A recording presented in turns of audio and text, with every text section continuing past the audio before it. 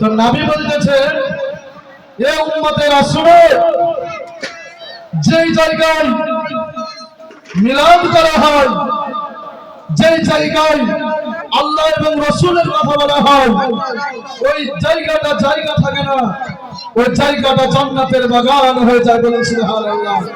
আমরা সেই জান্নাতের বাগানে বসে আছি, বাপ জান্নাতের বাগানে বসে আছি। আমরা আল্লাহর কাছে প্রার্থনা করব, আল্লাহ পাক এই জান্নাতের বাগানে যেমন ভাবে আমরা বসে রয়েছি, তেমনই ভাবে যেন আমরা জান্নাতে বসে থাকতে পারি একসঙ্গে। বলুন মারহাবা, আর একটু বলুন মারহাবা। বিরাদর ইসলাম, শুধু তাই নয়, এই জায়গায় আমরা শুধু কোরআন হাদিস থেকে আলোচনা শুনি নাই, স্বয়ং আল্লাহ পাকের ফেরেশতারা কোরআন হাদিসের আলোচনা শ্রবণ করার জন্য পৃথিবীর বুকে নেমে আসে। বলুন সুবহানাল্লাহ। হাদিস পাকে বলা হয়েছে নবী মুস্তাফা সাল্লাল্লাহু আলাইহি ওয়াসাল্লাম বলতেছেন, সাহাবীরা শুনে রেখে দাও, জেনে রেখে দাও, যেই জায়গায় আল্লাহ আল্লাহ রাসূলের কথা বলা হয়, আল্লাহ আল্লাহ রাসূলের কথা নিয়ে আলোচনা করা হয়, ওই জায়গায় শুধু মানুষ থাকে নাই বাবা, শুধু ইনসান থাকে নাই, আপনার আল্লাহর ফেরেশতারা আপনার এসে চতুর্দিকে ঘেরাও করে কোরআন ও হাদিস থেকে আপনার আলোচনা শ্রবণ করে থাকে। বলুন সুবহানাল্লাহ। আমরা যতক্ষণ পর্যন্ত এই জায়গায় বসে থাকবো, আমরা যতক্ষণ পর্যন্ত এই স্থানে বসে থাকবো, ততক্ষণ পর্যন্ত আল্লাহর রহমত নাজিল হবে। সুবহানাল্লাহ বলেন, আর একটু মহব্বতে বলুন সুবহানাল্লাহ। বিরাদর ইসলাম বোনেরা, বাবা জীবনেরা, আমার নবী মুস্তাফা সাল্লাল্লাহু আলাইহি ওয়াসাল্লাম বলতেছেন, শুধু তাই নয়, যেই জায়গায় আল্লাহ আল্লাহ রাসূলের আলোচনা করা হয়, ওই জায়গায় যতক্ষণ পর্যন্ত বান্দা বান্দিরা কোরআন ও হাদিস থেকে আলোচনা শ্রবণ করবে, ততক্ষণ পর্যন্ত তাদের জীবনের গুনাহসমূহ আমার আল্লাহ পাক গুনাহসমূহ মাফ করতে থাকে। সুবহানাল্লাহ বলেন, যতক্ষণ পর্যন্ত আমরা এই স্থানে বসে থাকব, ততক্ষণ পর্যন্ত আল্লাহর করো আল্লাহ পাক আল্লাহ পাক রব্বুল আলামিন আমাদের গুনাহসমূহ মাফ করতে থাকেন গো বাবা। আমরা আপন আপন বাড়িতে চলে যাই, আমরা নিজ নিজ বাড়িতে যখন মাহফিল শেষে চলে যাই, আল্লাহর করুণার ফেরেশতারা আপনার আসমানে চলে যায়, আল্লাহর বাড়িতে চলে যায়, আল্লাহ পাককে গিয়ে বলেন, আল্লাহ ও মাওলা, আমার তোমার প্রিয়রা বান্দারা, পাজরা পাড়ার মানুষেরা, পাজরা পাড়ার মহিলারা তোমার নবীর মহব্বতে, তোমার শরণে পাজরা পাড়ার মানুষেরা ঈদে মিলাদুন নবী পালন করেছে এবং মাহফিল সাজিয়েছে গো মাওলা। তোমার নবীর প্রশংসা করা হয়, তোমার প্রশংসা করা হয়, কোরআন ও হাদিস থেকে আলোচনা করা হয়।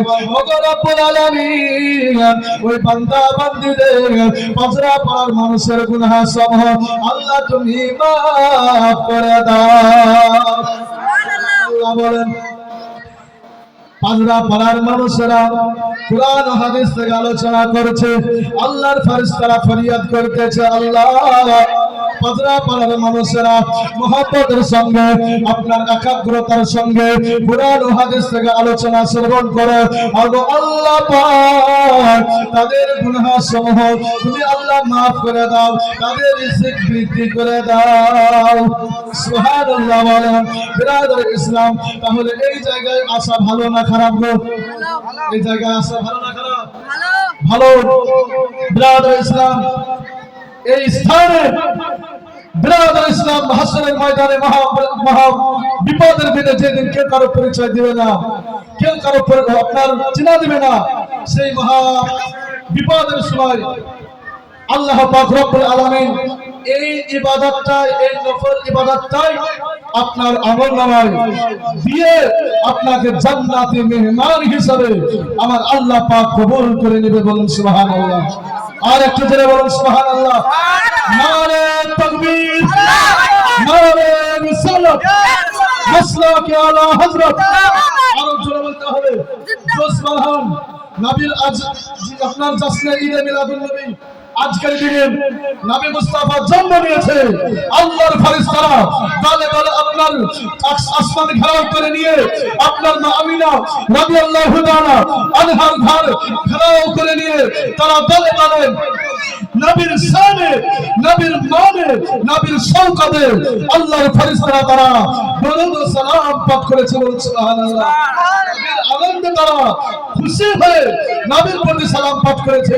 বিরাদর ইসলাম, আমরা আনন্দ প্রকাশ করতে হবে।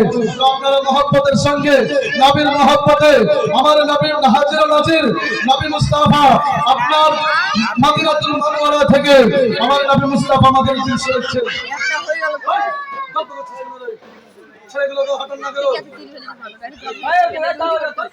সব গরুর হাত পেয়েছে, একবারে গরু বেচতে এসেছে।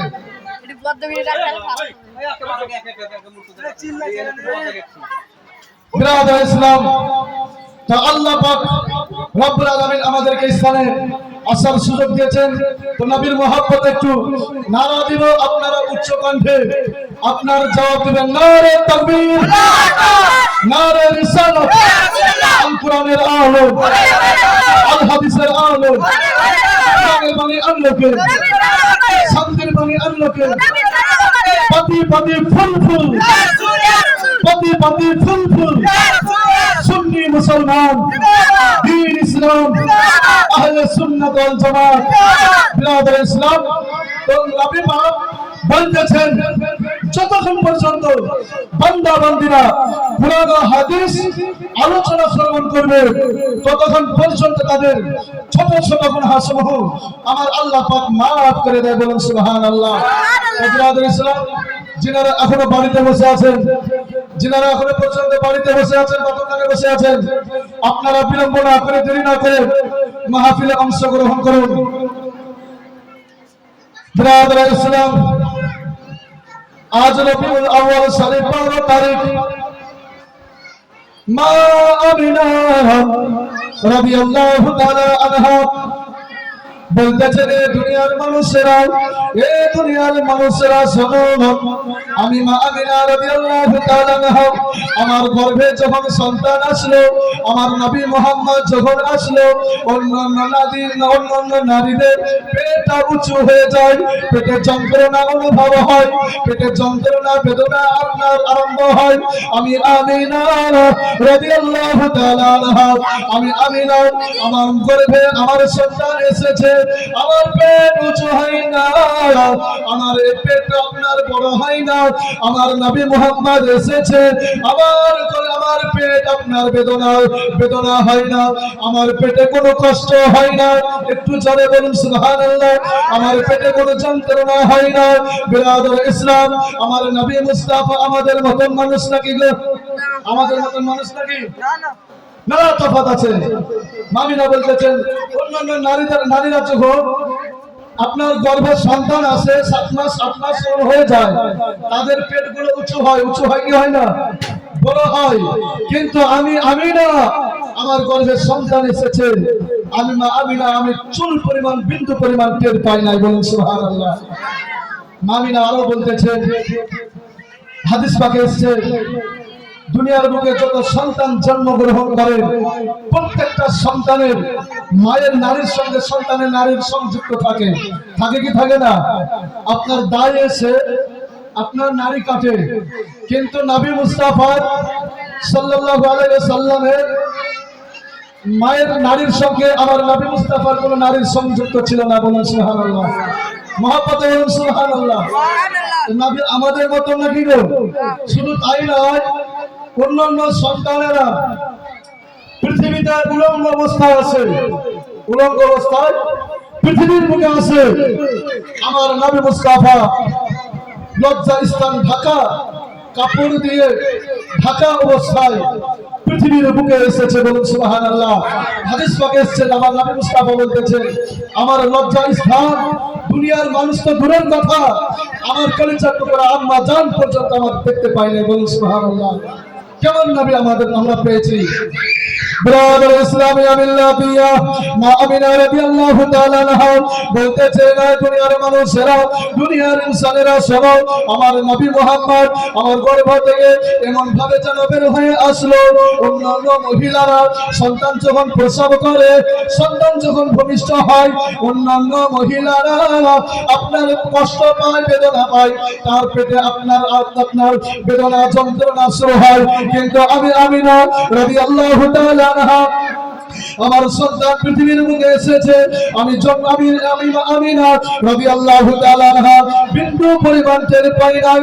আমার সন্তান আমার পেট থেকে এমন ভাবে বের হয়ে আসলো, এমন ভাবে নিকাল হয়ে আসলো যেন আমার পেট থেকে একটি আলো বের হয়ে আসলো, আমার পেট থেকে একটি আলো বের হয়ে আসলো। বিরাদর ইসলাম, নবী মুস্তাফা সাল্লাল্লাহু আলাইহি ওয়াসাল্লাম যখনই দুনিয়ার বুকে এসেছেন, মা আমিনা রাদিয়াল্লাহু তাআলা আনহা বলতেছেন, দুনিয়ার মানুষেরা আমার সন্তান যখন পৃথিবীতে ভূমিষ্ঠ হলো, জন্মগ্রহণ করলো, আমি দেখলাম আমার নবী মুহাম্মদ জন্ম হওয়ার সঙ্গে সঙ্গে জমিনে মাথা ঠেকিয়ে দিয়ে সিজদায় রত হয়ে কি যেন লড়িয়ে লড়িয়ে বলতেছে, কি যেন বলতেছে, ঠোঁট লড়াচ্ছে। আম্মা আমিনা রাদিয়াল্লাহু তাআলা আনহা বলতেছেন, আমার নবী মুহাম্মদের